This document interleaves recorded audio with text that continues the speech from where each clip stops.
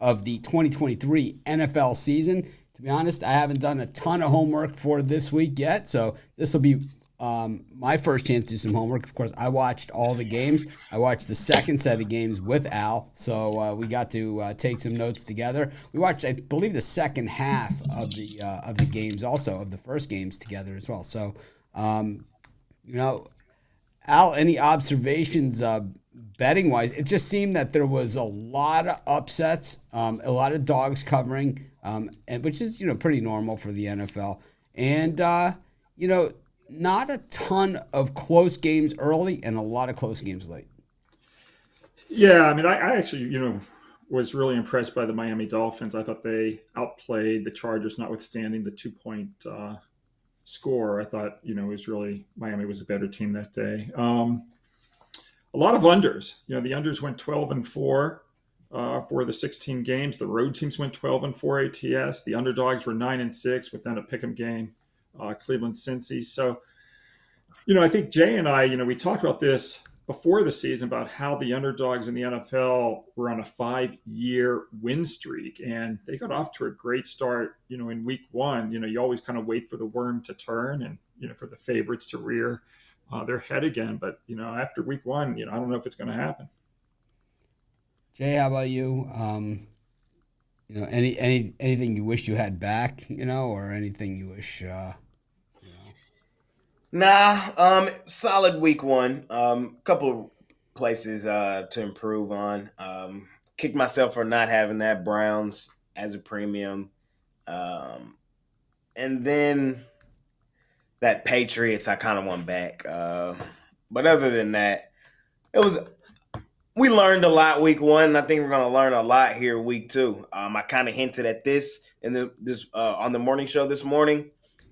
Last year, teams that got blown out by 10 or more in week one, the following week, all won outright.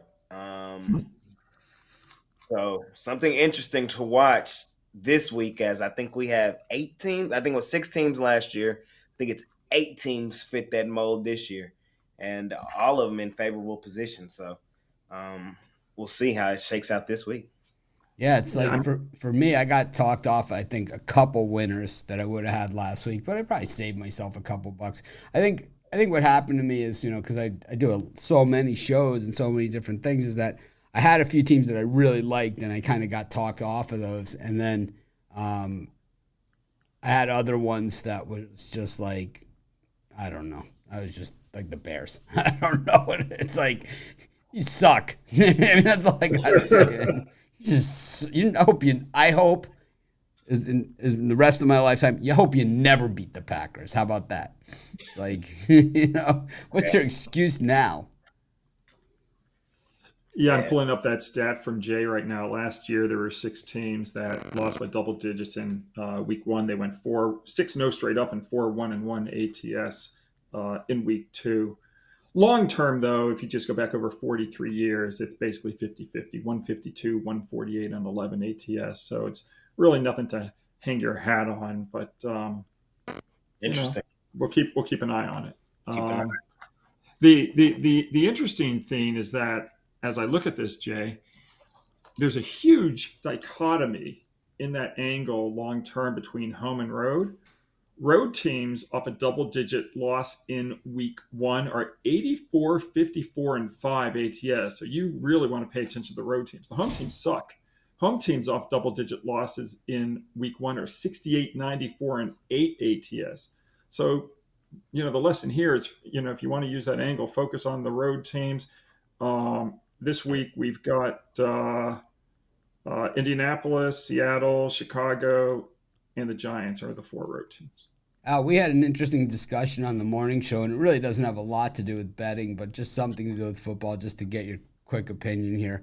So the Players Association is saying that it was not having the grass field is why Aaron Rodgers was injured, and they should all switch to grass field. And I just think that the Jets suck. I mean, that was really my thing. And Well, that two things just can be going to the true at the Jets, same it's time. kind of comes with the whole thing. Yeah, I mean, I think two things can be true at the same time, right? The Jets do suck, and Aaron Rodgers could have used a grass field. I don't know. I mean, are Do you you think a telling me that grass no field one? could protect you from the Jets? Are you telling me that no one in the history of the world has ever gotten an Achilles tendon injury on a grass field? Is that what they're trying to say?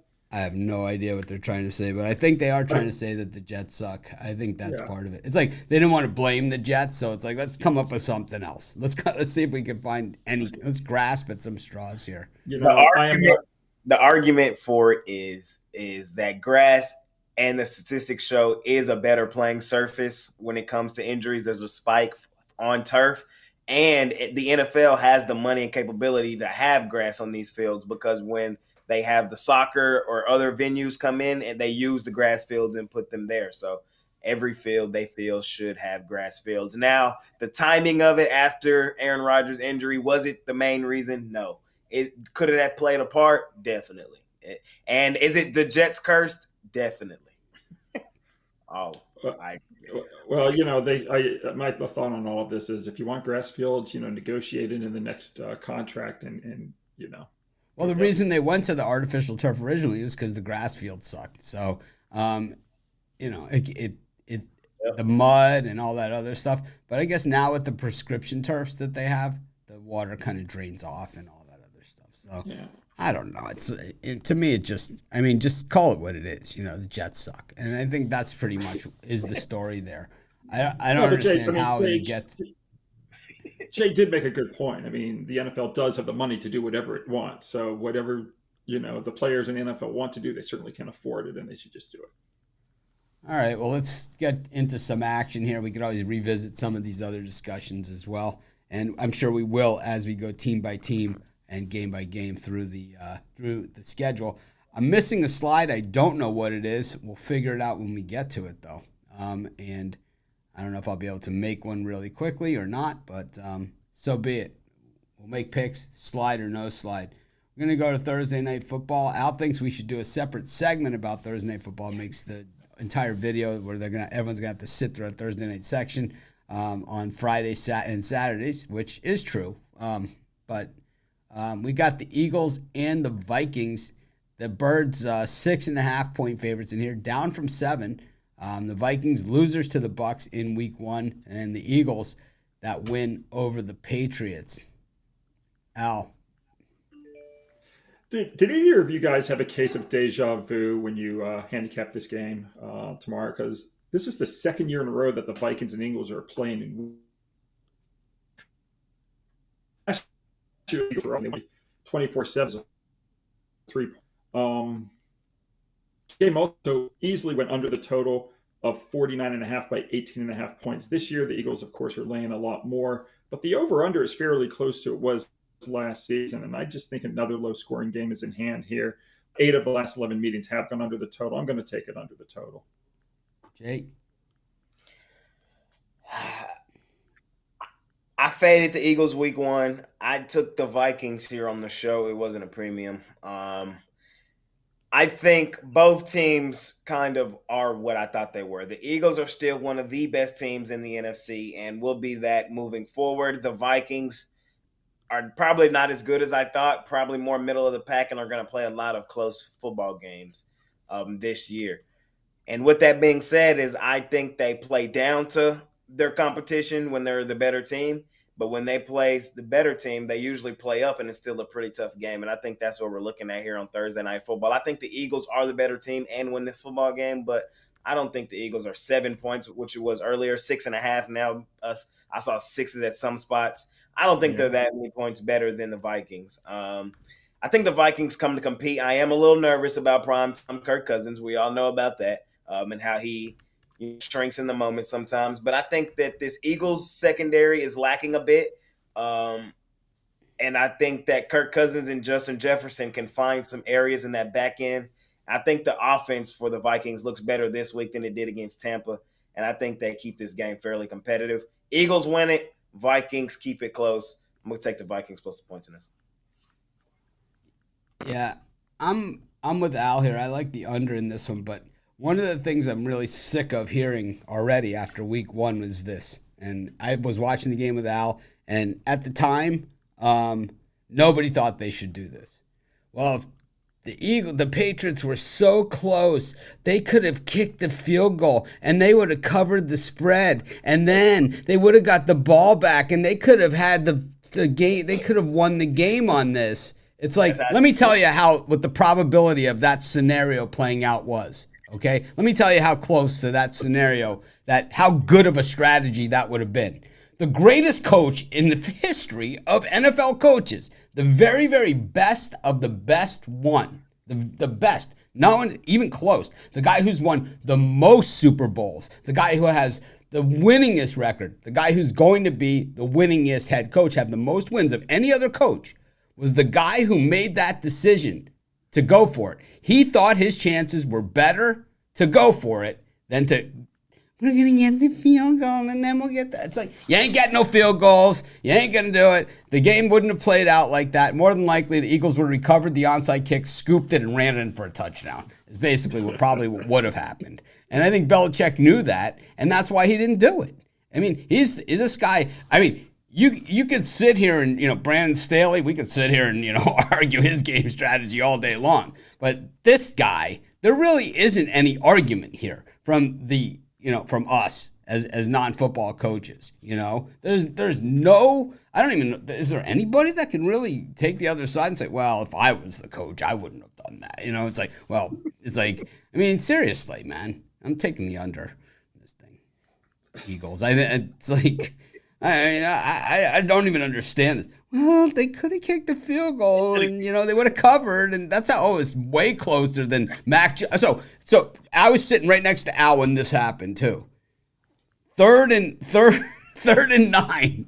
He throws the ball 7 yards into the dirt. It's like, I don't know if it's grass field or if it's a fake field. I don't know what it was. But the ball, he was not at it was in the direction of the receiver, but it was 2 yards short in the clutch of clutch times.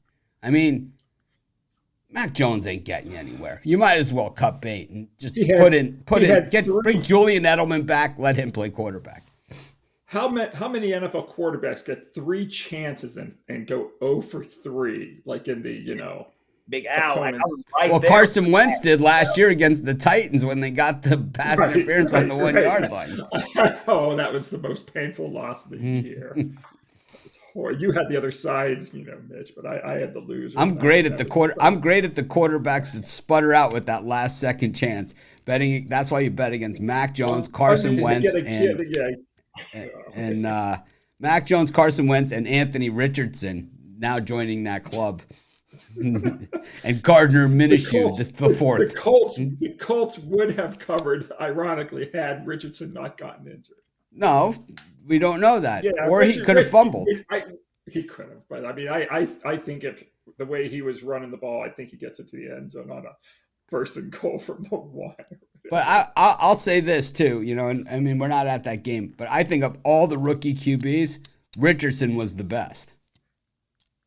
I don't know if that's going to carry through the season, and I don't know if I'll ever be able to say that again, but I'll say in week 1 of the rookie QBs, Richardson was the best. I mean, well, all I heard at the sportsbook at the win, the rumblings I hear from the other tables, this Stroud is the worst quarterback I've ever seen. That's what most people were saying, is that the worst of the worst was Stroud. And that's not a surprise either. Anyways, we'll move on. We got the Titans. Remember the Titans from last week. 1-point losers to the New Orleans Saints. The Chargers, well, it was a 2-point loss, but that's because the Dolphins missed the extra point. The Chargers had a chance, but man, Al, was it the offensive line that was just a sieve, or was it Justin Herbert? What about the intentional grounding where he doesn't even leave the pocket, throws the ball like 20 yards out, and it's a 2nd and 10 with the game on the line? Miami gave the Chargers. I mean, I thought the key to the game was to intercept the ball in the end zone. All he has to do is down the ball and get the ball in the 20. He runs it out. They get to the 4-yard line. But that's coaching. Well, it's just instincts. I mean, it's coaching or whatever it is. But you don't see Belichick's guys doing these things. You don't see it. Rarely. Years past. Last year, shit. Yeah, last year I saw them do it. If I forget the game, they did something. The lateral against the damn Raiders. Right. Yeah, I mean, it's, the Chargers. Yeah, but the lateral against the Raiders, they were losing, playing for the win. They No, weren't it was going tie for. game. It was tie game. That's what makes it terrible. It was tie Oh game. wow, that's real bad. All right, It was tie game. that's terrible. Yeah, that was. Miami was the better team. The Chargers, you know, had all the opportunity in the world and they just didn't take advantage of it. Jay, this one's yours. It's the Titans and the Chargers. The Titans doing what they do, keeping it close and covering spreads as dogs. The Chargers kind of doing what they do and looking to bounce back this week. It's clear the diagram is out there how to beat the Chargers, and that is called rush the passer. You get pressure on him, you got a good chance. Yep. I'm taking the 3 with the Titans. This is right here, like I explained last week. This is what the Titans do. They play these tightly contested football games. They run the football. Derrick Henry makes a few big plays. You look up in the end, and the Titans have a chance to win it, usually every game. And then on the other side, with a turnover-happy offense, an offensive coordinator like Kellen Moore that'll shoot his team in the foot more often than not, and a defense that is not that good, I think the Tennessee Titans have a legitimate shot to win this one at home. So when I look at this game, I see Chargers by 3 on the road. That means they're 6 points better basically than the Titans. I don't think so. I think the home team shows up here, runs the football, keeps this game close, and could possibly win it straight up. So underrated team at home versus an overrated team on the road. I'm taking the Titans in this one. I think it's one of these games for me that it's like like I said, I haven't dug into these games as much as I would have liked to, but I think that, what it comes down to me is, do they have the pass defense and pass rush to stop the Chargers? Because that's what it's going to take. It takes a pass rush and a pass defense. Because the Dolphins, it seemed that without Ramsey in there, that they were getting flagged a lot on pass interference, man. They were hanging on and holding and doing everything that they had to do. It didn't necessarily pay off for them. It just ended up that the Chargers got the ball at the 1 yard line and got to punch it in a couple times. But I like the strategy, though, because you're going to get beat on those. But I don't know if the Titans have the secondary to hang with them. And then if you can do that, then you're out of the running game. So this one's a little bit of a tougher game than what it looks to be on the surface. I'll just take the points with the home team. I don't like it. It's a lean. I'll say I like what I saw from the Titans secondary defensively kind of this past week. That is a legitimate passing offense with Carr, Michael Thomas, Chris Olave, and Shaheed. Only gave up 18. Now, the Chargers I do think are a step up above that Saints offense. It's just a step, but I think they'll be okay here. I'm going to go the other way. Key stat, road favorites have covered 73% over the past 21 years following an upset home loss to start the season. Throw in the fact the Chargers are now 28-8-6 ATS on the road off an upset home defeat, including 12-1-1 ATS as a favorite.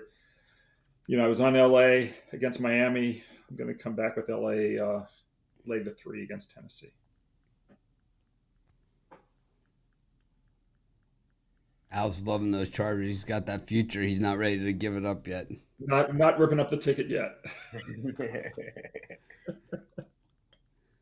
Well, we go to our next game. Another tough one, man. These are all going to be tough because it's only week 2, so a lot of teams playing their first game at home. Josh Allen absolutely hideous in that game against the Jets. Do the Raiders have? I mean, the Jets, in all fairness, they've drafted high for a very, very long time, and they've drafted a lot of guys in the secondary. So, they did well. Was part of it Josh Allen? I gotta say, I mean, how does Josh Allen fumble that ball? How do you not fall on it? If there's any argument that the NFL is scripted, it's him not falling on that ball.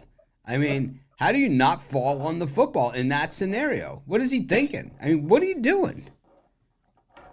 I don't even understand it. What good can possibly come by trying to scoop it up? What an idiot. That's why we love the NFL, Mitch.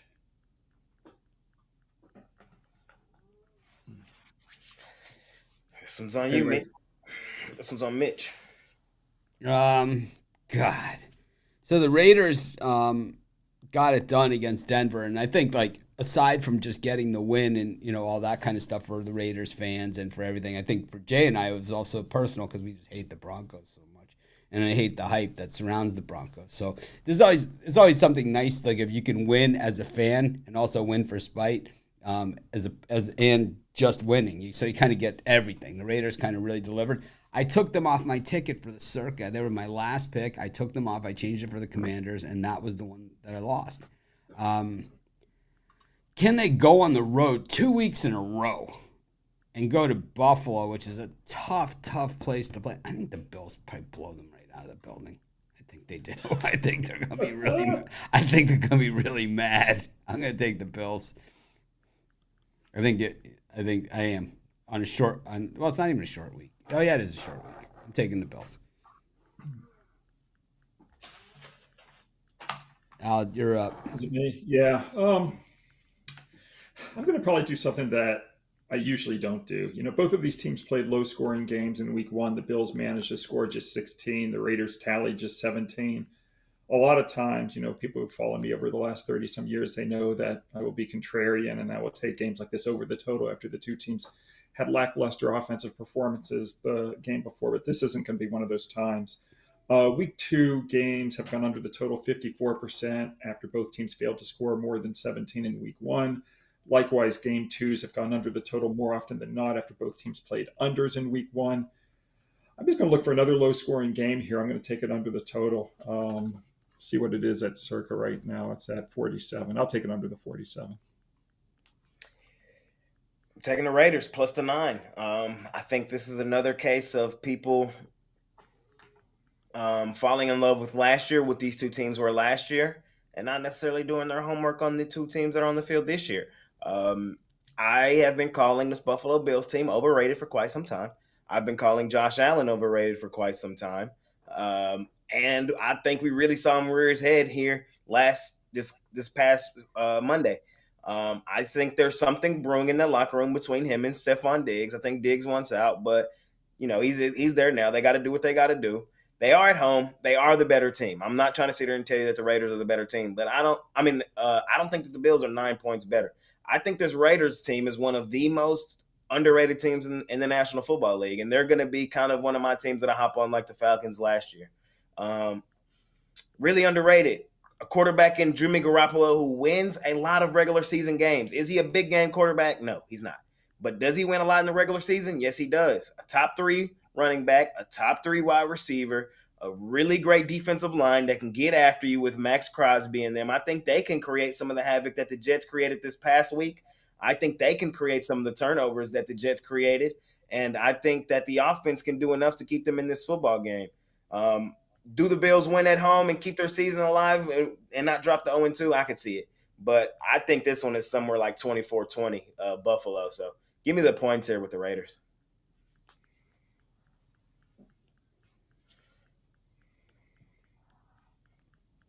On. Got the Packers and the Falcons. The Packers look great in week one. And the Falcons looked pretty good too after first sluggish first half. Came out in the second half, busting them up. The Packers, I think they got sick of people saying this is the Bears' year, to finally beat the Packers. Jordan Love looked very much like a quarterback that had learned from the best in that game. He didn't have much to work with either. Watson was out for that game. I think that game was one of the bigger surprises. That and the first quarter of the 49ers-Steelers game were really about as, tough as it gets. Of course, Al tried to squeeze in that Brock Purdy MVP bet. The win said, sorry, we closed those down during the games. Yeah, I figured they did, but, It's worth the try. It's well worth the try. Purdy still hasn't lost a game that he started and finished, so we'll see. The Packers, they almost eclipsed the over-under by themselves, which was another one of the surprises, right? They got 38 points, and the over-under line was 41. I didn't see that coming. But I think after the Packers and Bears combined to score 58 last week, I think a lot of bettors might gravitate toward the over in this Packer-Falcon game, especially with such a low total sitting at around 40.5. But be careful. Teams whose games totaled 58 or more points in week one, they've gone under the total the next week 56% of the time. I'm going to take this one under the 40.5. Talked about this one yesterday on the jam session with Costi and with David. They both seem to think that the value's on the Falcons, and I agree with them. The Falcons opened up as the favorite, and I think many people overreact kind of to week one, fell in love with the Packers, and have steamrolled this line now to them being the favorite. And I think that creates value on the dog here. I think this, straight up, I think this is probably one of the more interesting games this weekend. Two younger teams looking to take that next step, and we don't necessarily know what they are yet. The Packers, we all know, first year with Jordan Love at the helm. Are they quite as good as they displayed against a team that they've now won 9 straight against in the Chicago Bears, or do they just have their number? The Atlanta Falcons and Desmond Ridder and crew, a lot of great weapons. Are they quite as explosive, and is their defense as good as it looked in that second half? We'll see this weekend against Jordan Love. So I think this is a great game right here to really keep an eye on to gauge these two teams moving forward. But I think Atlanta is probably better than many of us think. I think the Packers' hype might be a little too much right now, and I'm going to lean towards the Falcons plus the points here at home. All right. Well, I'm going to say something that's probably super unpopular to some of the people that bet and all that other stuff, and that's okay. I think this is one that you could say, when a line pushes like that in the early going, and out of the gate, it's not people thinking, it's the opposite. It's machine computer betting models that push it through. To push a line through zero in early week action isn't done by the casual bettor who thinks the Packers played really good. This is done by models, done by professional betting syndicates that have giant cash positions, because moving an NFL line through zero isn't like the Bowling Green, Kent State, MAC college basketball game on Tuesday night. This is the NFL. This is the big one. So the books like the Circa and the Westgate and any places that had that action, they were dialed in on that line. You see when the lines are released, how exactly this all works, and how it all shakes out. I have to agree. I have to just go blindly and take the Packers here, because I have to say these guys usually are pretty good at this stuff. No, I'm fading them with that. I don't think so. I don't think that's why I moved, Mitch. I don't. You think the casual bettor?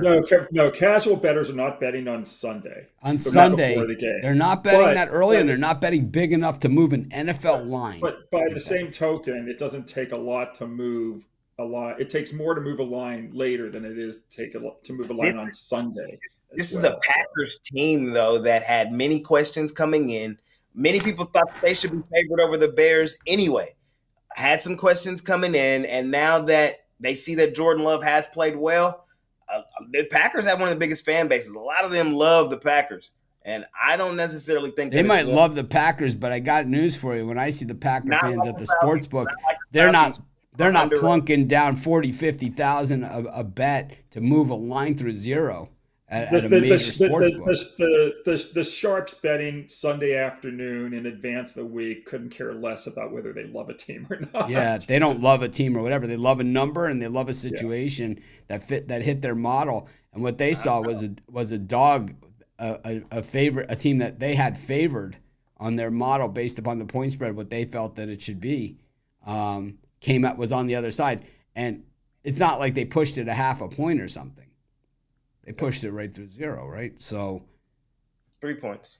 Yeah, that means there's a significant position on that side, and it's like you either in a game like this, I hate to be that guy, but I love it. In a game like this, man, either it's Packers or nothing. Nah, it's not. It's not. There's this thing called not test. What do you think of this debate? Because I normally I like to bet, but I also have sharp I, action myself. So it's like I bet against I, myself. I mean, my own opinion. I've got such strong opinions. I couldn't care less what other sharps are playing. I'm gonna bet on my games. I'm gonna be, you know, sharps can disagree on games too. There could be another, other sharps that are come back and take the Falcons as a dog. So, it's not a monolith. No. It's possible that they like the Packers getting points, and now they're at a point where they're on the other side and they're No, just trying no. to hit the My middle. point is that you can have two groups of sharps with different models with different opinions. I mean, it's But not that doesn't appear the to be the sharps case only here. have one, what? Doesn't Well, appear to be the case. it's Wednesday. We'll see what happens on Sunday. I think by Sunday this line is going to be probably where it is, maybe even. Even's where it should be, but I don't know. We'll see. It looks like it's going the other direction, Jay. It might go Packers. It might go Packers 2.5, 3. I could see it. They're a public team, and the Falcons are really underrated. They're really underrated. I would not call the Packers a public team. I would. That's just me. I wouldn't. Then who do you think are the public teams now? I think the Packers are a public team and the Steelers. I think 10 years ago. I mean, I don't think what has the Packers done in the last 5 years? I know, but the Packers, Browns, and the Steelers just have these massive fan bases. No. But you have this is Packers fans like these guys. No, this is my point. Gamblers, like, for example, Kansas City is not a popular team, but with Patrick Mahomes over the last 4 years, they're a public team. There's a difference between being popular and public, in my opinion. That's fair. I think Green Bay Packers and the Steelers and the Cowboys are the three most popular franchises, but I don't think people think of the Packers as, oh, this is this great money-making team. I want to back them. I mean, I don't think they're a public team from a betting standpoint by any stretch, and I don't think the Steelers are a public team. I think the public teams are the teams that are the Bills, the Chiefs, the teams that have these great quarterbacks that are, getting into the semifinals, of the NFL playoffs. Those to me are the public teams these days, but we can agree to disagree. That's fair. I found out which game we're missing, so I'll be able to make the slide in the meantime, especially if we get into some good debate, which we have on every single game so far. I love this week a little bit more spirited than last week, but I got to we say had something to go on this week. We had nothing to go on last week. No, we had nothing to go on, but I think in that game, I think the eye test and all those things don't matter. I just think, I'm going by the number, and it's like that's fair. And what's my saying? I'm not mad at you. Yeah, no, I'm not. For me, it's probably nothing, but for me, it's definitely Packers or nothing. But for me, it's probably nothing in that one. We go to this one. It's a battle of rookie QBs. Like I said, man, Stroud's straight ass. Jay, this one is you. This is a tough one. This is one I have to definitely do a little more digging on throughout the week. But as of right now, currently, I'm leaning in the direction of the Texans. I will say the Colts played the better game last week than the Texans did. And I am kind of with Al. Even though that we had the Jags as a circle pick, I had Jags second half, cash big on the Jags. I'm with Al. I think if Anthony Richardson finishes that game, the Colts probably cover. You can't say if or what, man. It doesn't work like that. I know. We're just speculating. We're not saying it's I'll speculate that if the Cowboys don't block that field goal, the Giants win by 40. I mean, I don't know. What do I know? Who am I to play God here? Fair, Mitch. But in this one, man, I did see some things from the Texans in that second half that I think in that first half that I think that if they can replicate a little bit, they'll be good here. I don't think the Colts defense is nearly as good as that Ravens defense, so I don't think Stroud will look as bad. I think that the Colts, man, that was just a division game with the Jags that has just been that way for quite some time. I think this Colts team is pretty bad. I don't think they're as good as I thought maybe in the in the offseason. I think DeMeco Ryans in the defense dial some things up. I think it's going to be a lower scoring game, and I think the Texans, the home team, winning in the end. Oh, I'll just say this much. I thought the Colts were super competitive, and I think Anthony Richardson is miles and miles better than Stroud. Stroud's hideous. I mean, he is a bust out. I mean, I've said nothing but bad things to say about Richardson. I still have pretty much nothing but bad things to say about him, except he was way better than Stroud. Stroud was horrible. And I got to say, man, if it's Richardson against that same Texans defense that Lamar Jackson, very similar style to this guy, went hog wild on. Well, I don't see any reason why hog wild because, well, Lamar Jackson is, well, more than just a step faster than Anthony Richardson. And, he's a freakish athlete. Well, Lamar Jackson is ultra freakish then because he's way faster than this guy. I think Anthony Richardson is a little bigger than Lamar, a lot bigger than Lamar. And I think he might be able to throw the ball, if he throws it to the right team, maybe a little further than Lamar. But, these are all big ifs. But the Texans are bad, man. They got crushed. They got destroyed. Yeah, the Ravens are good though. The Ravens are good. No, they were good, but I thought the Colts defense was really good against the Jags too. I thought even, all the way down to the end, it was like I thought the Colts defense hung in there with them. They were in the game. They definitely were in the game. I thought the Colts defense played really well. I had obviously the Jaguars were one of my top plays of the week because Anthony Richardson plays for the Colts. But the thing is, here it is week 2. I'm already kind of softening up on this guy. He's favored on the road here. I like the Colts, man. I like them. I'm converting. I'm getting the Anthony Richardson jersey. I'm calling him Ant. I'm going the whole thing. I'm going AR. I'm wearing the jersey. I'm in. And it didn't even take me that long, right? Didn't even take me that long. I mean, Mitch said he's Team Anthony Richardson. From my perspective, Houston, worst team in football last year. They only get 9 points in week 1 this year. Admittedly, Baltimore's got a good team, but still 9 points. And now they're getting a short number here. It's 1.5 at Circa. It's 1 elsewhere. I mean, I can't back Houston at such a short price. If it was 3.5 maybe, but not at 1.5.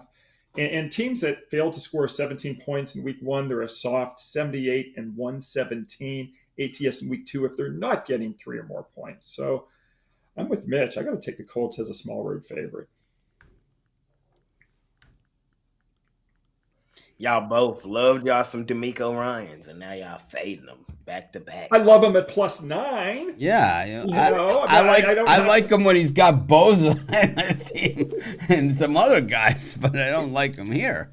It takes a while to build a team. You're right. I'm just pulling. Jay's not big on the team chemistry. He doesn't see the importance, but I do, and it's like I'm a team chemistry guy. And I think that's where I'm at. So I think it just takes a while to put it together. I think by mid-year, will the Texans be a better team than this? Well, if Stroud gets injured and misses the rest of the season, they'll have a puncher's chance to do something. But if you're going to go with Stroud, you're going to be prepared to lose because I said it before they drafted him. I said it when they drafted him. I said it after they drafted him. I'll say it last week, and I'll say it again. I'm going to say it every freaking week. He had 10 times better wide receivers at Ohio State than he has here. And he really didn't do all that much with them. So, I guess it's all relative. He did a lot with them, but they were playing against, Miami of Ohio and stuff, right? They lost to Michigan twice. That's what we know. It says it all. It says it all. Because what Jay will never understand, at least not yet. I'm not saying never. What he doesn't understand about college football is that there are certain games that matter more than others, and those are the ones that really are the barometer games. And it's like it's not going to be against teams that have a 25-year losing record streak. It's going to be either against your bitter rivals or when you get a shot at the national champs. That's about it. Like for us, like for Al, he went to Michigan, right? And so, I mean, Michigan fans would not be thrilled with a 1-11 season. But if the one was Ohio State, we might be able to live with it. I mean, the only games that matter when I went to school was the opener against Notre Dame and the closer against Ohio State. What and about if you grew up in Michigan Michigan, State? you cared about Michigan State. Yeah, but you had to be a Michigander. Like I was from Pennsylvania. I didn't give a shit about the Michigan State game. But So the you cared Michigan about game, Notre- right? That was the one they cared about. The Ohio State. Ohio State, yeah. It's I Ohio mean, State or Notre Dame. You know? That's like us. Unless Florida takes us back onto the schedule on a regular basis, which they're not going to because we whip their ass all the time. But back in the day, like Florida or Florida or the Florida State game. That's it. Like when Kevin Thomas was on my show and he said, "Oh, well, Miami's not going to be that motivated for it." I'm like, their coach will be fired if they lose this game. It's like, that's how big it is. It's like he will be fired. And they fired him. Damn right they fired him. You lose to Florida State 3 times, it's like you're out.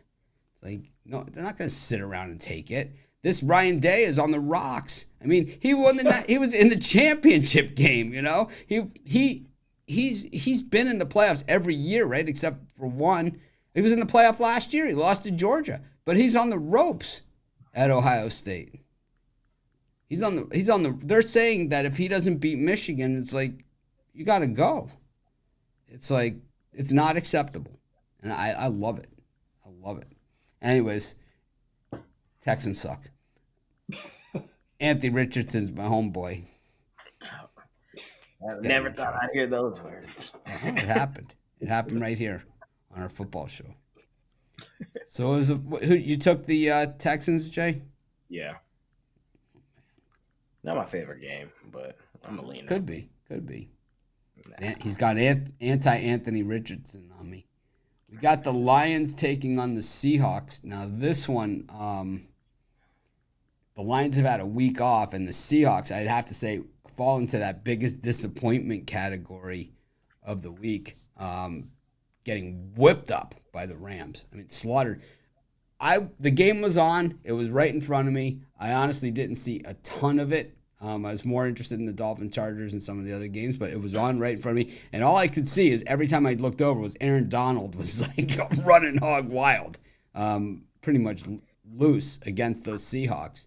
So I don't know if the Seahawks line is that bad. And, of course, the Lions, very, very public win there over the Chiefs. Everybody saw that. Yep. So, Jay, this one's you. Yeah, I think this one fits the mold of the overreaction game. I'm gonna take the Seahawks plus the 5.5. And I know I harp on Geno. I'm not a Geno guy, and I think the Geno we saw in Seattle this past week is more like the Geno we're gonna see for most of the year. But the Lions, man, I love the Lions, but the Lions hype has now gotten to a certain point. The Seahawks suffered the most disappointing loss last week to a Rams team that many thought was arguably the worst in the league. And the Lions went in and beat the Super Bowl defending champs, the Chiefs. The following week, I think the Seahawks have value. I think that Geno plays a little better. I think the defense plays a little better.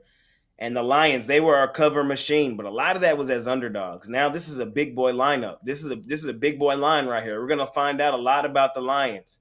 Are they this good now this year to be laying points on teams, especially damn near a touchdown? We're going to find out. And I don't want to be on the wrong side of this one. I'm going to grab the points with Seattle here. Boy, this is a tough one because the Lions, this is such a big game for them. I'm gonna go with the Lions. I hate to buy into the hype. It's not my style. I normally like to be on the other side of it. Like, you don't want to go with Clappy? I like Clappy, but what I don't like is that the Lions have sold out every single game this season for like the first time in the history of the team. So these people this is like a rabid. Now they've become like a rabid fan base. So it's like, while, they will get their teeth kicked in within the first 4 weeks because we always know that all these teams, it's a big thing. You go into like week 4 of the NFL season, it's like there's one undefeated team left, right? I mean, every year we have the same thing. So we know that's, they will be deflated shortly. And the same thing is with college football. I mean, how many teams actually run the table? Next one a year at most. I think in this one though, I'm just gonna go with the Lions in their home opener. There's gonna be Detroit hysteria this year, and I think they might be one of the last of the unbeatens after this week.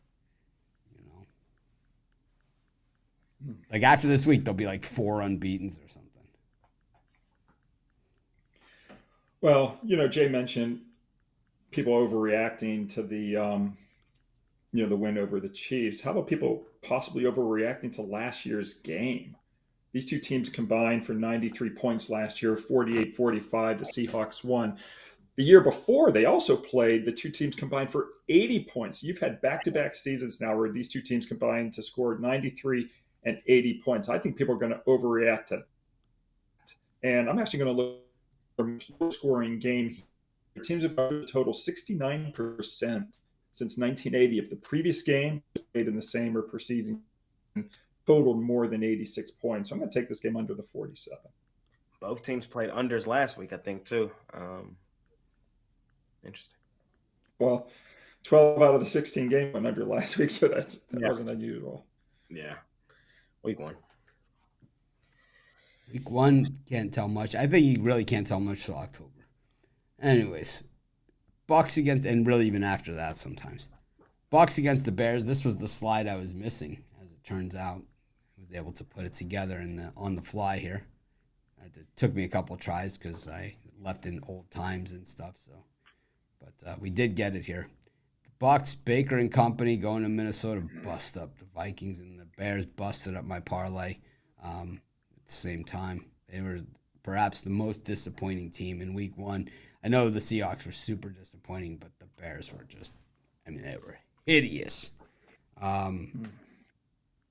Yeah, I'm going to take the Tampa Bay Buccaneers at home. I think it's going to be hot and sticky and lousy, and I'll tell you what, I'm mad at the Bears. I'm taking the Bucs because I think the Bears suck. I mean, I think that maybe the division comes up a little nastier than what people think. Maybe the Lions, are good at the beginning, and but I could see the Bears like 9-8. By the time it's all said and done, competing for the playoff spot. I mean, that gets it done these days. But I don't know. I'll take the Bucs in this one. It used to be if you went 2-0 in the first 2 weeks, you had like an 80% chance of making the playoffs. Right. It's no longer that's the not case. The same anymore. No, it's not the same. Partly of 17 games, in the old days you only had 14, right? So just increasing the number of games changes things, and increasing the anyway. I'm not as down on the Bears as you are. Yes, they were 20, but when one looks at the yardage statistics, did you see that Chicago actually out-yarded Green Bay? Well, in garbage time, Well, Chicago's of offense, Green Bay only had 311, but the Bears committed 2 turnovers. The Packers didn't cough up the football once, so that played a part. Chicago is now 9-6 under the total following a game where it was -2 or worse in differential. More than 28 points in the season. They then in week 2, they give up less points in week 2 in 87% of their games, and 59% of those games went under the total. A big defensive game for Chicago after giving up 38 to Green Bay, and I'm going to take this under the total, 41.5. I'm going Tampa in this one. Speaking of Tampa, the other Tampa just cashed for me. Shout out them boys. I'm gonna take this Tampa as well. I had the Rays also as my early afternoon play. So yeah, congrats to everyone that bought it, and I thank you to everyone that bought it, and I'm glad we all cashed together. Anyway. Shout out that other Tampa, man. But here in football, I'm gonna take the Bucks as well. The Bears had me leaving deflated as well, man. I thought that I bought into the Bears hype early, and now I'm selling my stock, man. They had an opportunity to do something special at home against a Packers team that has just completely always just thrashed them, and they just couldn't get it done. They really looked like the Packers punched them in the mouth early, and that game was over early. Like they were never really in it. The Bucks, I think, are another undervalued team. They looked good in Minnesota. Now, can it be a little overreaction? Like I said earlier, we know Minnesota likes to play down to their teams, and could that be the case? Yes. But I think this line is perfectly right where it should be. Not one of my favorite games this week, but I'm going to lean in the direction of this for real Tampa Bay defense. And I think Baker Mayfield could probably do enough with his weapons that Tampa gets a win at home.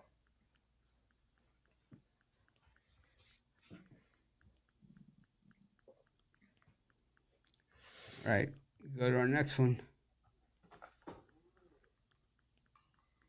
Jaguars and the Chiefs, two playoff teams from a year ago. Didn't these guys play in the playoffs? They did, yeah. Played in the playoffs. That was the game Mahomes got injured and then had to come back. If you would have said before the season one of these teams will be 1-0 and the other one will be 0-1, well, I probably, if you knew the Jags were playing the Colts, they'd be 1-0. So, well, that stat was out there. They're my Colts, man. That Colts. They had lost 11. Freaking coach. I knew they weren't going to win. It's going to be the worst beat I ever had. Is this me to go first this time? Yep. We talked about it a lot last year, and I'm going to bring it up again for this year. The Chiefs, they've been solid in the playoffs the last few seasons. They have not been solid against the spread in the regular season. They just burn money, right? 16-27 ATS their last 43. So I know there's a lot of really good reasons why you might want to back Patrick Mahomes and company to bounce back off that upset loss at home to start, the season. I just can't get behind Kansas City as a road favorite versus an opponent like Jacksonville. The Chiefs are now 1-9 ATS, their last 10 as a road favorite, priced from -3 to -7.5 points, when they're playing a 500 or better opponent. Their only point spread win of those 10 was when they won by 6 in overtime versus the Chargers as a 3-point favorite. So, they're playing a good team on the road, favored by 3. No thanks. The Jaguars also 6-0 straight up and against the spread. Their last 6 as a home underdog. I'm taking the Jaguars plus the points. Now I see it's 3.5 at circa. It's 3.5 actually, Mitch. I see across the board. So I'll take the Jaguars plus 3.5. I'm going to take the Jags in this one as well. Playoff revenge at home. I think they're an improved team than they were last year. I think that the Chiefs are still probably the best team in the league, but laying 3 on the road, I don't want to be there. I know they got Chris Jones coming back, and Kelsey probably is going to play, and a lot of people automatically think that means win, but I'm here to tell you this Jags team is for real. I like this Jags team a lot. I think the addition of Calvin Ridley is a really nice piece, and I know they played a tough game with the Colts last week, but that's what they do. Like, that's a division game, and I don't think you should look too much into that. I think they come home here, and they have a legitimate shot to win this game outright. Taking the Jags plus money line, I think, is a good place to be, or just grabbing the point straight up at the crib. I'm on the Chiefs. The Jaguars barely beat the Colts. They barely covered. They barely beat them. All those things. If they would have kicked a field goal earlier, if they wouldn't have thrown that interception, they would have won. It's just the same thing as the Patriots field goal. I think that Patrick Mahomes, after a loss, really not the time I want to be betting against them, to come out gangbusters. Chris Jones back in the lineup. He's going to solidify that run defense. I think, Patrick Mahomes learned also that, you just don't throw the ball to Ladarius Toney under any circumstances. And, I don't care if he's wide. It's going to be tough if he can't throw the ball to anyone now. Yeah, but it's, he's wide open. Why did you throw the ball? Oh, Tony, he had Tony wide open. I don't care. You know, I'm not throwing this guy the ball. Did you see Tony's tweet about the Giants? Yeah. I mean, what a sorry sack of crap he is. He went off of Twitter after the game, the Chiefs game where he dropped all the passes. I'm off Twitter for good for religious reasons or whatever. Then Monday night or Sunday night he bashes the Giants on. He starts a new account. I don't know, man. I I just I believe in Patrick Mahomes, and I think the Jags pay the Patrick price in this one. I think you give some of these other teams the benefit of the doubt. I mean, you give the Chicago Bears the benefit of the doubt. I mean, I'd rather give way more the benefit of the doubt to Patrick Mahomes. I don't Oh, care. I've got no problem giving Patrick Mahomes the benefit of the doubt. I'm just not laying 3.5 points on the road against a team that's going to be in the playoffs. That's all. I don't know. Why not? A lot of points. A lot of points.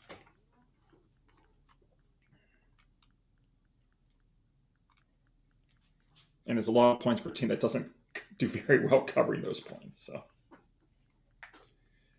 um, by the way, I do see the Atlanta Falcons just got hit. Lines down to 1 from 1.5.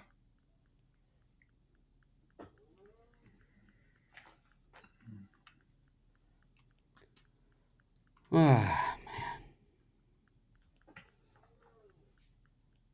what do we got next? See, we'd start doing the show and the lines start moving.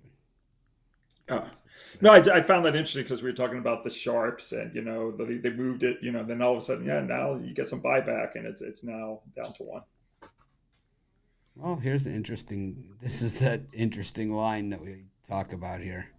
You know, they're begging you to take the Ravens. All the squares are gonna be humping up on the Ravens.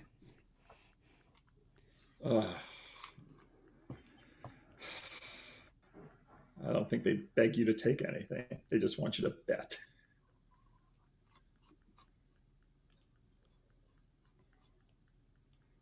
Jay, this one's you. This is a tough one, man. This is the toughest game on the board. The Bengals look trash week 1. The Browns did a number on them boys. I'm not overreacting to it though, because the Browns always do a number on these boys, and I hinted at that last week, and I was mad that I didn't have the Browns as a premium. Joe Burrow didn't play in preseason; he got hurt during training camp. So all that pretty much shows what happened in Cleveland. Another week though under his belt. Division rival coming in here. They did blow out the Texans, man. They're begging me to take the Ravens. They are, but I'm not going to do it. This is the week I get back on my moneymaker, man. I'm getting back on the Cincinnati Bengals. I think they bounce back at home and get back in the mix. This is a really good football team. This is a team that should have been to the back-to-back Super Bowls, in my opinion. They were cheated last year, with that Bills game. But I think this is a really good football team, and I think week 1 is not indicative of what they are. I think they come back home, and I think they win this football game 24-20. I'm taking the Bengals, long story short. I think if Joe Burrow struggled against the Browns defense, then he's going to really struggle against this Ravens defense. I don't know if it's Humphrey playing, because if he is, then it makes it even worse. I think that you have the best kickers in the NFL, 2 good defenses, all that stuff, and you're getting better than the field goal. I understand that it just seems like a setup, but that set me up. I'll take the Ravens. Yeah, I mean, I think both of you are making great points, and I agree with Jay. I think this is one of the hardest games of the week. I can make an argument for Cincinnati. I can make an argument for Baltimore for basically what each of you just said. I have to pick the game. So for me, I'm going to look at the Cincinnati Bengals only because they're playing back-to-back division games. Team playing back-to-back division games to start the season. They've been terrific in week 2 off a division loss in week 1. Cincinnati, of course, blown out by Cleveland last week, 24-3. When you take a look at these teams in week 2, teams don't want to go 0-2 to start the season in division play. So, their teams off a division loss in week 1, then playing a division team in week 2. They're now 25-5 and 1 ATS their last 31. I mean, this is hard. I mean, Baltimore's got revenge, from playoff loss and all that. It's really hard. I'm going to lay the points. Definitely not one of my favorite plays of the week, but I'll lay the 3.5. Tough game. I think game of the week, game I'm definitely excited to watch this week. Tough game. Take the points. Yeah. Fair enough. Oh, here comes one. Oh, wait a minute. I got the lines wrong on this game. It's the Cardinals are plus 5.5. Not minus 5.5. Woof. I'm going to take the Giants in this one. This line looks funkier than the other game. I'm going to take the Giants. I'm just going to say, if they hit that field goal, they're in it. They're right there. They don't get shut out. If they hit the field goal, they don't get shut out. That's for sure. It's absolutely true. They're right in it. They're right there. In fact, they're winning. They're winning if they hit that field goal. I don't know. The Cardinals are really bad. When you get blown out on the road by the Atlanta Falcons, and you stink. It's like, I know you guys. Did you guys take the Falcons this week? I took the other team, but it's like. Now the Cardinals played the Commanders. Cardinals played the Commanders. Oh, that's right. The Commanders didn't cover in that game. Yeah, we'll hold that against the 20-16. I'm going to look at this game similarly to how I looked at the Chicago Bears. The Giants gave up the most amount of points last week. Dallas got 40 in that shutout win, but off that debacle, I expect a much better defensive effort on the part of New York. So I'm going to look at the under here. So you think the Giants can play better than what they played on that Sunday night? I'm going to take the under. Yes, they can definitely play better. What's more unbearable, Jay after a Colorado win or Jay halftime of a Cowboys game that they're up by 60? It's like, I would say Cowboy game. It's like I got him on mute. I'm like, I think Jay might be leaning Cowboys here. We'll have to check it. Anyway, a couple of stats. Teams that gave up 40 points in a week 1 defeat, they've gone under the total 60% of the time in week 2 over the last 43 years. And this one's pretty impressive.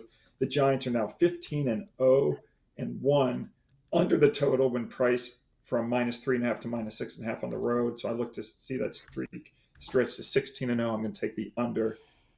Is it still at 39.5? I can't see. 39.5, yeah.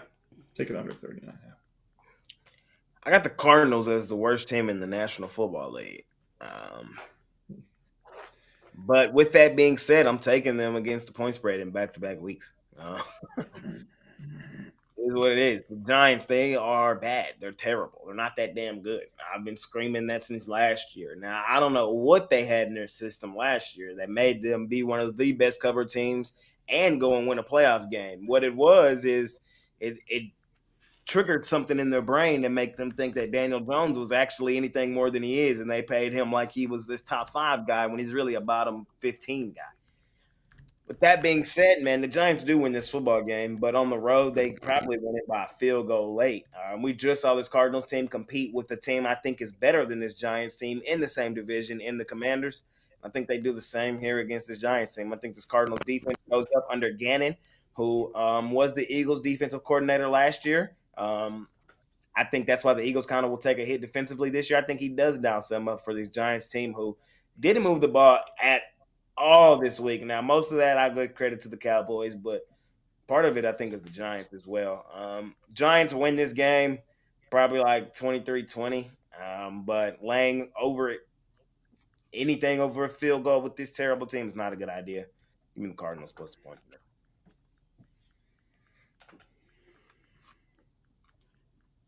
Remember, covering and winning are 2 totally different things. Cardinals are just straight ass.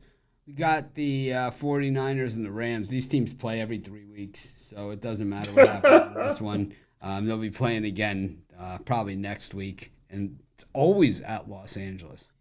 It's one of those things. It's like I I got tickets for the Rams Niners game. Which one?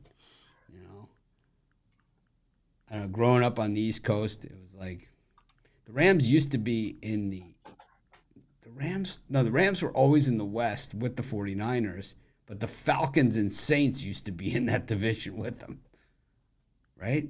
The Falcons were in the NFC West. Weird. And they had realignment. This one is I Al. think it's me. Yeah. This game has had the biggest move toward the over out of all the games. I mean, it was 42, 42 and a half at the open. It's now 45, 44 and a half.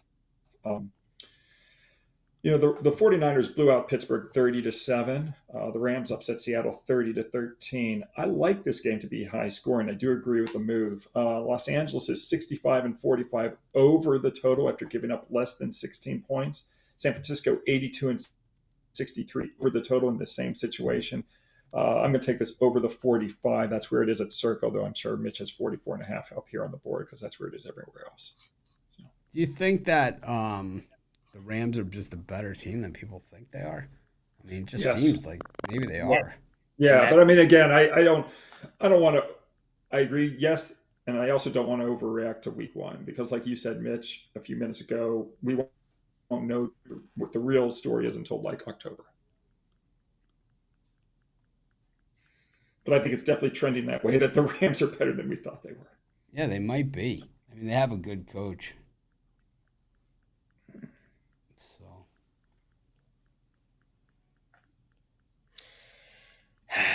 Another tough one, but I'm gonna go with the home division dog and the Rams. The Niners looked good last week. I had the Steelers in that one. I felt pretty dumb. And Big Al McMorty said something really important at the beginning of the show. Purdy still hasn't lost a game that he's finished. Purdy is, I think he's undervalued. I've been sleep on him. I thought maybe he would struggle coming into this year off the elbow surgery, but he was surgical early. In that game, the 49ers defense was flying around the field, but in that same breath, I think that creates value with this Rams team. They have a Hall of Fame quarterback in Matthew Stafford, who's won a lot of games with one of the best play callers in the league in Sean McVay, and it's a division game. And on the other side, they still have one of the best players in all of the National Football League in Aaron Donald. A well-coached team under McVay, I think they can do enough to keep this one within 8 points. I think the Niners win it. I think the Niners definitely are the better team. I think the Niners are one of the best teams in football. But I'm going to take the points here with the Rams.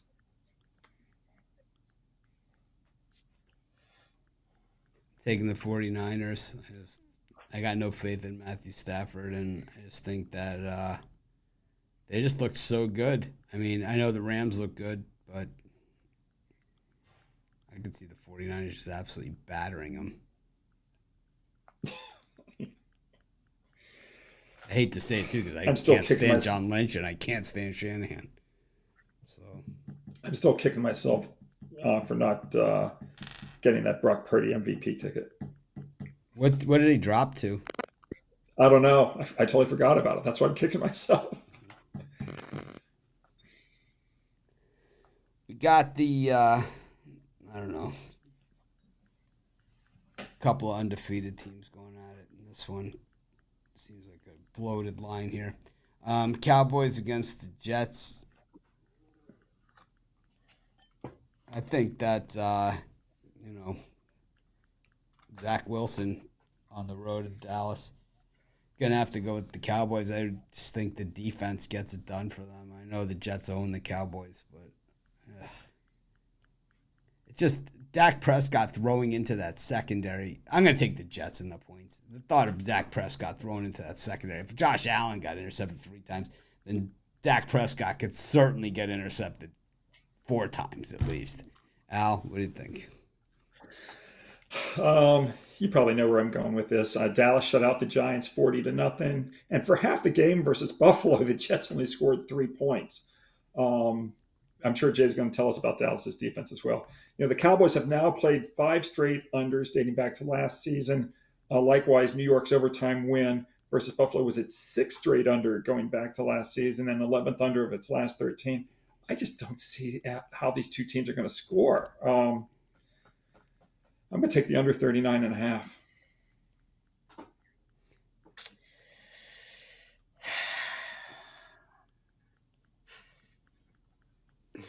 We laying that shit, man. We laying it. I mean, what you want me to say? Yeah, It's the we're Jets. going to take there's 17 games the Cowboys are going to play in the regular season. We're expecting you to take them 17 times regardless. I was going to say 18. Throw in a few first half bets, Mitch, maybe 19 or 20. Yeah. I'm taking them here, man. The Jets defense. We'll start there. Looked really good. But I'm gonna put most of that on Josh Allen. I know a lot of people like to say that Dak Prescott is a turnover machine, and I've been harping from the start. No, it's Mr. Josh Allen. I need y'all to go check his stats. He is Just Mr. because one guy Listen, one guy hold on. turns it over All those doesn't mean the turnovers, other guy doesn't. all You those know? turnovers by Josh Allen were not Jets forced. Those were Josh Allen. What the hell are you doing? Type What are you trying turnover. to say? Josh Allen, what the hell are you doing? Is what I'm saying. I'm saying Zach Wilson didn't really look all that great. His defense led him to that win. I And thought he looked really good in the Nah, chance I that don't. he got. I, I gotta give credit where credit is due. like I said, we were at half, and I said, Zach I and I don't. Zach and Anthony Richardson are my guys, man. These Yeah. are my guys. Yeah. Home opener. We're in Dallas, man, for one of the best teams in the league. We're going to stomp down on the Jets, man. Zach Wilson in that offense is going to look absolutely abysmal. Cowboys defense is going to be all over them. And the offense, I think we see more from them this week. We didn't really get to see a lot because, A, they played in a damn monsoon, and B, the defense already had the game up. So at that point, you're just managing the clock. I think this week maybe some of the same, but I think Dallas wins this game fairly comfortably as well. I don't lay double digits a lot, but in this one, I understand why the line's where it's at, and I am laying it. It wouldn't matter if it was 47. You'd be laying it. Nah. Well, to be fair, Jay, you're not laying If it was double Rodgers, digits. I was going to take the Jets. I was. Yeah, he just has our number. He just has it. You were not taking. No. If it was Rodgers, I was going to No take the Jets. way. No Man, chance. You don't understand the amount of pain that man. All right, everybody in the comments, raise your hand if you think that Jay would have taken the Jets under any circumstances. I've learned my lesson, man. I've learned my lesson. No, that man has had me in literal tears in my living room against my Cowboys, man. I've learned my lesson. All right. Past to Jared Cook in the divisional round, man. Still see that nightmare. Commanders and the Broncos. Well, the Commanders, oh, God. My one loss in the circa picks against the Broncos. Still overrated and favored one more time at home. Chewing through those home games here with Sean Payton, who you want to talk about overrated. Oof. He doesn't have his guys, and the guys he has aren't good. I don't know if you couldn't move on the Raiders defense. Good luck on this one. Who's up? It's Al. Quick note: the line's up to 39 on the over/under right now. So it's gonna be a shootout. I think this is the worst game on the board. Anyway, both of these teams played relatively low-scoring games in Week 1. The Broncos scored just 13 in their defeat versus Seattle. Washington did win 20-16 at home versus Arizona. Denver's now played 29 of its last 43 under. Washington's gone under 32 and 15. I'm just going to ride these team trends. I hate this game. I don't like the side, don't like the total. So I'll take it under the 39, but it's bottom of the barrel. Commanders plus the 3, straight fade of Russell Wilson. This guy shouldn't be laying points on anybody. This guy's a straight fade. I don't even see the comeback that many people think. Sean Payton is not the quarterback whisperer. He's not the fixer. This team lost outright to the damn Raiders. They started their season off with an onside kick. That lets you know just about everything you need to know about how comfortable and how secure they think this team is. They don't think that at all. The Commanders played atrocious this past week as well against the worst team in football. Couldn't put them away. Have a younger quarterback, and I do worry about him on the road against a Denver defense that is okay. But I'm getting points with the Commanders, and I'm getting over a field goal. I'm getting the hook. That's where I'm going to be. Give me the Commanders in this one. Al, Is you're that on the under. Yeah, I'm gonna take the under 39. All right, I'm gonna go on the Commanders. I just like the points in this one. I think I like the under a lot as well. I think this one is gonna be first to 10. I mean, it's gonna be the Broncos get on the off number more than anybody else. So I'm gonna take the other one. I'm gonna take the Commanders.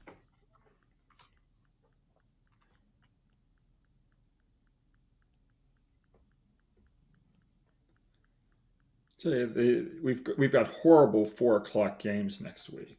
Last week we had some great games. This week it's garbage.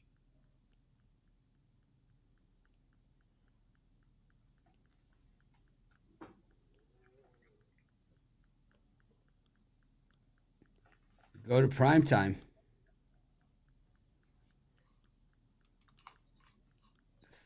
This is a tough one.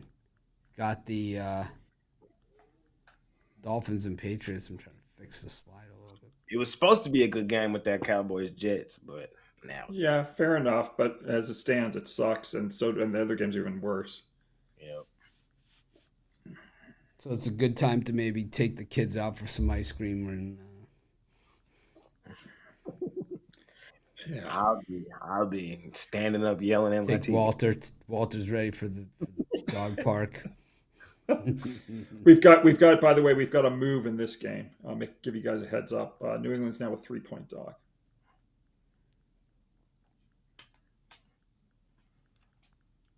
Who's up? You. Me? No, I think it's Jay. Thank you. I'm going to take the Dolphins and lay the points. I don't care if it's 3 or whatever. Mac Jones sucks. And I think the Dolphins are going to put a mean pass rush on him. The fact the Patriots losing 2 in a row, and the thing is about this series, is I know it. It's like the Patriots always win in Foxborough, and Dolphins always win in Miami. Even when the Dolphins were bad and the Patriots had Tom Brady, they still lost to the Dolphins in Miami. But I don't know. I think this might actually be finally our year. I think the Dolphins could be the team that busts up Al's future. Dolphins. I rarely get caught in the early season hype. I'm excited about what's happening, but it's like I would be too. I think Miami looked really good versus the Chargers.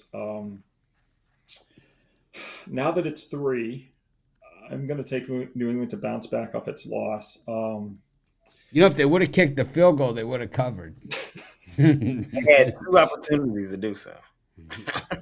They also had 3 opportunities to score a goddamn touchdown and couldn't do it. I mean, it's the greatest coach in NFL history said he didn't want to do that. Well, the greatest coach in NFL history typically bounces back off losses. New England 24-6 ATS in the regular season off a straight-up loss when it was installed as an underdog, as it is here. Miami doesn't do very well in back-to-back road games. They have to go from SoFi now out to Foxborough. Miami 7-14 ATS when playing back-to-back road games, including 0-8 ATS when favored by 7 or less points. New England getting +3 at home. That's pretty comfortable. I'll take the Patriots +3.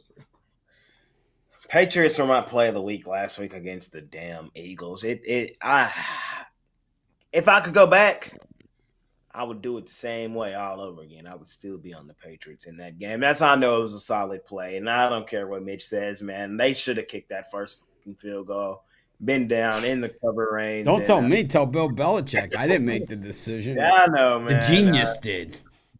The defense was playing well in that second half, man. I think they would have gotten that stop for you. But, hey, I ain't the coach. I just had money on the game. But the Dolphins' offense was high flying, and I think the defense made us some hell of a plays down the stretch in that game to really give them that game. But it's another division of home dog, man, with the Patriots, who are not as bad as many people think. This offense is not as anemic as many people think. Mac Jones is not as bad as many. Oh, yes, he is. Yes, he is. Yeah, no, I don't think so. I know, he's not as bad. I got him probably like 22 in the league, somewhere around that range. It's horrible. I think Bill Belichick and them do enough. to keep this Enough for game what? close. I'm going to take the Enough Patriots. for what? 22-20 Dolphins. They do enough for what?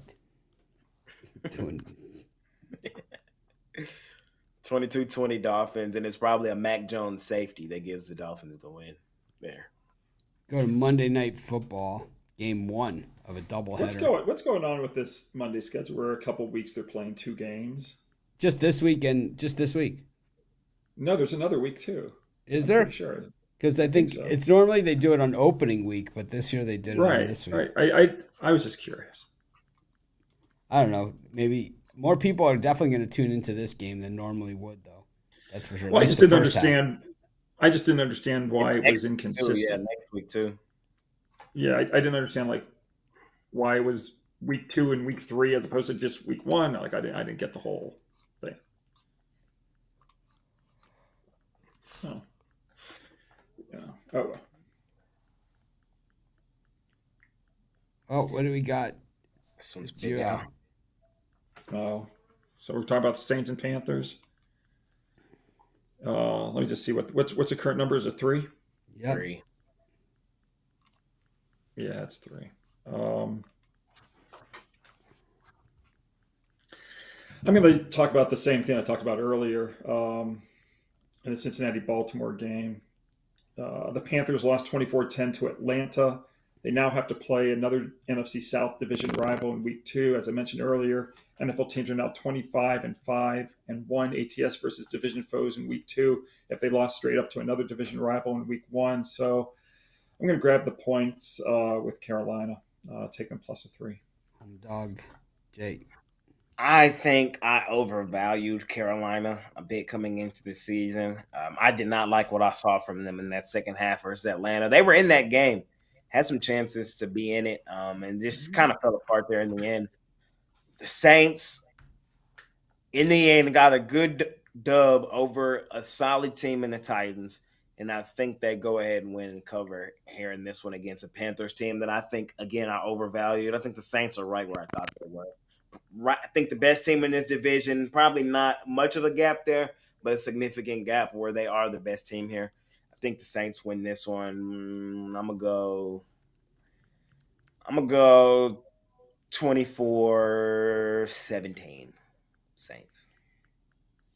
I'm going to go with the Saints also. I think the Panthers just absolutely suck. I think Frank Reich is that coach in my wife's rant about the Colts. He was the coach. That coach. That freaking coach. He just sucks. I mean, I'm not a big believer in hiring the fired coach, like right out of the gate like that. So, I think he showed why. Bryce Young also, I mean, you couldn't win at Alabama with what you had there. How are you going to win here? They don't have the best weapons for him in Carolina. They stink. They lost to the Falcons. Falcons team underrated. Got I might the bet on Falcons again this well, year. you bet against them last week. You picked the Yeah, I other know. team. I'm on them this week, though. I'm back on them. The bandwagon's wide open. Back it up. James Chubb will have his jersey on, his Pitts jersey on. It'll be Mills. Oh, man. Last game, Steelers and the Browns. Jay, this one's you. They burnt me last week, man. I'm going back to them, taking the steel curtain at home. They're not that damn bad.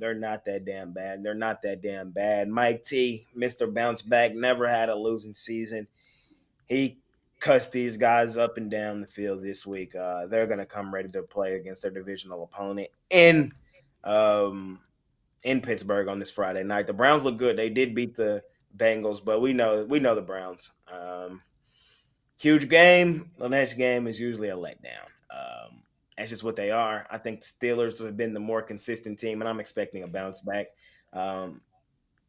There's no way the Browns should be favored over the Steelers in Pittsburgh. It just shouldn't happen. This line should be even. I think these two teams are even. I think the Steelers aren't going to let the Browns march in there and beat them in their home stadium, fall 0-2. Give me Kenny Pickett.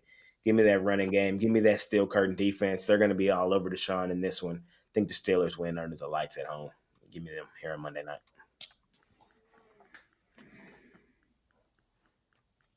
I'm taking the Steelers. I think they're not as bad as what they looked. I think the Browns are not as good as they looked. I think it's one of those combinations. Also, this is a rivalry game, and generally the Browns get the shit call in this game. So I'm going to take the Steelers, and I think they're if it's close and it comes down to it, I think we're going to get the shit call to go our way. Yeah, I think we'll end the show with a three-way agreement on this one. Pittsburgh doesn't lose back-to-back home games very often. They're 21-12 ATS at home off a home loss, including 6-1 ATS as a home underdog. Pittsburgh also 36-20 ATS at home off a defeat in which it gave up 30 or more points. I do think Pittsburgh bounces back. I also think Cleveland's pretty damn good, but I'm still going to grab the points with the Steelers. All right. Well, that wraps up today's show. Any parting shots here? Anything that you would like to have back, or any? I mean, we're not changing your picks, but any? I never want to have anything. I never second guess myself or want to change things like even if my team's lost, like I had the Chargers, I'd go back with the Chargers last week over Miami 100 times out of 100. It's just the way I am. It's the way I'm wired. I like my picks, win or lose. I'm usually the same way. For me, it's usually more how much I like the game is usually what varies for me. But all I got to say before we close it out, we them boys. Back-to-back weeks, y'all finna hear me talking shit about how good them Cowboys look, and I can't wait till next week. When's the first loss this year? I'm just curious. I haven't looked at their schedule. You want me to point it out? Let's see. Let me see. Hold on. Before the show ends, let me see. When do they play the Eagles?